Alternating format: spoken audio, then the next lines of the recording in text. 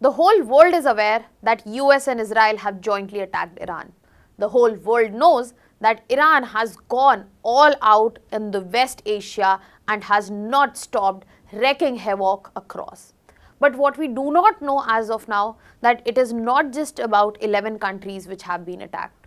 It is not just about the proxies that have been activated, but this is totally about how Iran has decided to activate the forward defense strategy, even though they are mourning the loss of their supreme leader, because they know that they might not have the capacity to directly fight superior military power in terms of technology, but this is not what they are aiming for. They are aiming for network, they are aiming for proxies, and they are aiming for all the countries which will lobby together to pressurize US to drop down all the weapons. So Iran is here with a new game altogether, and that is our answer to understand why Iran is roping every West Asian country around it. That is the answer to understand that why Iran has activated all the proxy, and that is the answer we are looking for to understand that what is exactly Iran's capacity to fight this war that has emerged. Hello everyone, welcome to Vajram and Ravi's Flash News. My name is Shubhangi Singh, and today we are going to understand that why Iran has taken this war far and beyond from just Israel and US. What Iran is trying to achieve by activating proxies such as Hezbollah, what Iran is trying to achieve when we are talking about attacking the Gulf states directly, and most importantly, what Iran actually holds with itself that it has decided to fight this war full blown. So let us start with the first thing that we want to understand here, that why exactly Iran has expanded this war. A very simple answer to this is that this is the strategy of defense for Iran. Iran has decided to go for the strategy of forward defense, because Iran knows two very important and clear things as of now. First, it will try to avoid direct confrontation with superior military powers, and second, both Israel and US are not lying on the borders of Iran. They are far away. But if Iran wants them to back down, then it has to put up a defense strategy, but that defense they are not going to practice just in home. They are going to ensure that all the countries here, they go and pressurize US, they go and pressurize Israel to stop this. How is that possible? That will be possible if Iran is going ahead and bombing them. That is going to be possible when Iran is going to attack the US assets which are present in West Asia. That is going to be possible when there is something on the line and Iran wants to bring a lot of things online, so that actual responsibility, actual lives which can be affected can be really seen, not just it can be done in the air. Now when we are looking at this very situation, you have to understand that Iran has very simple plain strategic logic, that they have to fight away with adversaries which are far away from their territory. Second, they do not want to start a war inside Iran itself, given they have lost their supreme leader, so the trajectory of political setup is going to be wobbling. Second, they want to make sure that cost of intervention, US and Israel both should understand that cost of intervention is going to increase now. A lot will be at stake, and most importantly, they want to maintain regime survival. They don't want to vanish off the spot. And that is why they are trying to surround Israel geographically, be it through axis of resistance, be it through proxies. They are trying to exhaust all the long-term US military presence. That is why they are targeting US military bases, and because they want to raise the stakes for not just US, Israel, other countries present here, but also the globe. They are also trying to target the energy routes as well. So they are not trying to stop the war through the means they have, they are trying to create deterrence, so there is so much escalation risk that everybody decides to drop it. And this is exactly what they are following right now. They have created not just a war in terms of attacking countries, they have started with a wider war in terms of proxies as well. So this is where we have to understand that how they are activating proxies. We will be moving into that.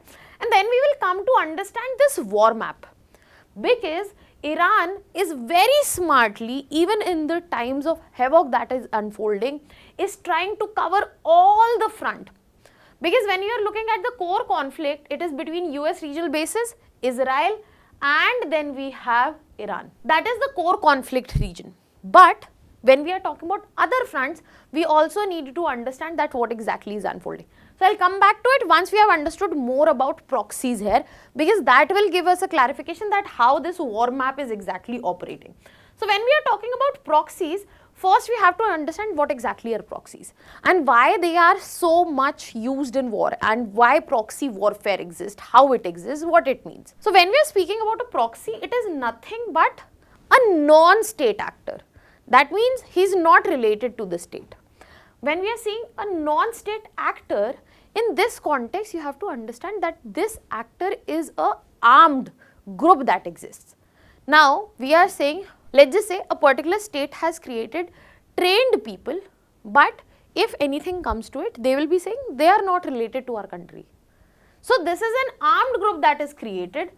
It has not just created, it is supported, it is trained, it is also provided for. And this is all done by the state. So you can look at the irony of it. It is created by state, trained, funded, everything. But it is never associated, or the acceptance that it is associated with the state is given. And what it is created for? It is created for working on behalf of that particular state. So why do nations and states use proxies? They use proxies because they don't want direct war responsibility. So let's just say a terror group goes and attacks this country Y, then the country X, which is the state which has actually sponsored it, they can clearly deny, we haven't been associated with them, we don't have any responsibility, you cannot be responsible or you cannot escalate into a war. Then it reduces military casualties, it maintains the plausible deniability for the country which is sponsoring that, and that particular state which has sponsored this proxy, they are the ones, they get to have a influence in the country they have planted this proxy. Now when we are talking about proxies, the most important question from this context comes, how Iran has been exactly using them. So Iran decided that we don't want to spend our resources in terms of deploying national army. Rather, it decided that we will be focusing on ideological militias which will be placed abroad. So they have created armed groups, non-state armed groups, not related to the state armed groups, funded them, trained them and still provides for them. And that is why we get to see presence of Hamas, Hezbollah, all of these are the result of this Iran model itself. As a result, what Iran was able to do? It was able to create conflict without ever being part of the war. Because when we are talking about Israel-Hamas war, again, when we are talking about Hamas itself, it started as a proxy warfare. This is a militia group. So all these forms of militias, resistance movements, armed political organizations, these are the examples of proxies that have been and in the forms that they are created. Now straight up moving to understand more when we are talking about proxy, you must have heard this name, axis of resistance. Whenever we are speaking about West Asia instability, this is a name that does come into the picture, and as of now in the war, axis of resistance has gone ahead and said that we are here, we will revenge for the death that has been caused of the supreme leader in Iran. Now these are the Iranian allies. When you are looking at the West Asia itself, you might be thinking that who is the person, who is the state, which is the country which is going to side with Iran in such a situation. It is going to be this axis of resistance. Before you ask me what axis of resistance, I have just explained to you, these are nothing but proxies making a club together, and these proxies I am talking about Iran. Now this axis of resistance is playing a huge role when we see Middle East boiling right now, West Asia boiling right now. So when we are talking about axis of resistance, we have to understand in proper, if I have to give you a definition clearly here. Now, axis of resistance is nothing but an Iran-led informal geopolitical and military group which is made to ensure that United States presence is opposed, Israel is targeted, and Western regional alliances are weakened. Now, when we are talking about axis of resistance, when I will be telling you the names of proxy present there, they are the ones you have heard about. Hezbollah in Lebanon, Hamas and Islamic Jihad in Gaza, Houthis in Yemen, then we have PMF in Iraq, Syrian militias present in Syria. All of these come up together and function in the name of axis of resistance as Iran's extended army. Now, I hope you have a very fair picture that what are exactly proxy, how this has become a proxy warfare, and how Iran has an extended army presence. Now, let us go back to the war map that we left in between and talk about that. Now, what Iran has done, Iran has taken up all the fronts. Not just the core conflict triangle, it is going to target all the regions, be it the northern front, where Iran is going to target Iraq, where multiple US bases are present, because Iran clearly wants that this conflict architecture should not be bilateral or trilateral at all. That means it should not remain between Israel, US and Iran. It should become regional or so more global. The more risk associated with escalation, Iran wants exactly that. That is why it is targeting Iraq and Syria on the northern front. At the same time, it is targeting the eastern front when we are talking about Israel. We are talking about Saudi, the US bases present there. And it is also focusing on blocking Strait of Hormuz, because this is a choke point which is going to have a global impact. Not just for the Gulf states present here, because they are the exporters, but the other exporters which send in and the importers of this region, they all will be affected. And then they have activated Gaza front as well, be it Hezbollah in Lebanon, be it Hamas and Islamic Jihadis which are present in this region. So, all of these will be present and continuously will be targeting in one way or the other. Apart from that, Iran is already directing airstrikes. Most of them have been averted, but as of now, more than 11 countries are part of this particular conflict that we get to see in front of us. Because not only proxies are operating, but at the same time, we get to see these sovereign territories are being targeted. We have already news from UAE, we have news from Saudi Arabia, and multiple such attacks have been carried. Most of them have been averted as of now, but that puts a lot of civilians at risk, which Iran wants, which puts a lot of assets, personnel at risk, which Iran wants. And at the same time, what Iran is doing, Iran is happy to bring in a chain reaction mechanism, where Israel will strike any Iran-backed group. The proxies which are present, they will retaliate not against Israel, because they cannot. They are limited in their capacity. They will retaliate regionally. Now, what will happen? US will intervene to protect these assets which are present regionally, and Iran will use another proxy front. Once it is happening at one front, let's just say this is happening at Gaza front. Iran will do the same when this is being sorted. Iran will do the same at Eastern front. And that is how Iran is going to make this not just a multinational, but a multi-front regional escalation in front of us. So basically, Iran is employing everything which is present for him, be it the network warfare, be it the ideological contestation. So if you are talking about especially the Eastern front, where Iran has promoted and supported the Palestinian groups against Israel, that is the ideological contestation I am talking about. Furthermore, Iran is not going to shy away from targeting the economic choke points, and it will also is clearly bringing proxy confrontation. So this is where we get to see that Iran is not going for a conventional war.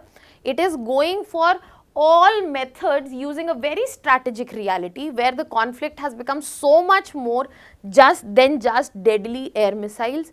But it has also become a tool where Iran is using all of this to ensure that the nations around it are the ones which are pressurized so much, which are targeted unnecessarily, which are not part of this, that they are the ones that they lobby and ask US and ask Israel to drop down. And this is where it becomes important when we have discussed that what Iran has, to also look into that what kind of Iranian capability is present, because we are talking about 3,000 ballistic missiles, we have medium and long range capacity, multiple systems, because there is not much clarity. We also have a hypersonic missile system that has been claimed by Iran itself. So in this context, when we are looking at this, this is going to serve as a primary deterrent, because this range covers Israel, but it is known for the defense. This range covers the Gulf states and also US assets. As of now, Gulf states are working very well in terms of defense, but we don't know where the harm might come in, how much lives can be taken, and the kind of disruption, because the airspace has been shut off. Strait of Hormuz is at this risk. Insurance claims have been already heightened up. So does the shipping cost that comes around with it. The import not just of oil, gems, jewelry, food has stopped. It has been disrupted, and this is the start of economic spillage from this very war. Apart from that, Iran is also known for the drone warfare advantage they have. They have this developed at low cost, minimal technology which can help with swarm attacks, and the interception is difficult. And that is something that Iran has also provided to the proxies. But when we compare it to Israel, when we compare it to US and the Gulf states which do have their own deterrent capabilities, this is limited. And that is why Iran is going to very strategically use in the ways we have already discussed. Because Iran's strategy is not to focus on missiles and drones. They are going to bring in their fighters within the range of 3 lakh plus in the form of proxies. They are going to activate proxy operations to target Israel border, to attack the Red Sea shipping area, to attack the US bases, and also Syrian missile exchange that we have already seen in front of us. So what lies in front of us is a very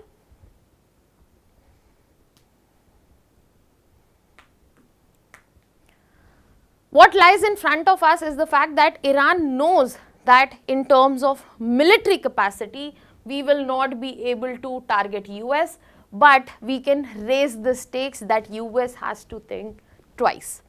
That was all from my side. If you have any doubts or questions, you can put it down in the comment section. By evening, we will also be getting into understanding that how it impacts India in totality. Even though India is not part of this war, but India would not be spared.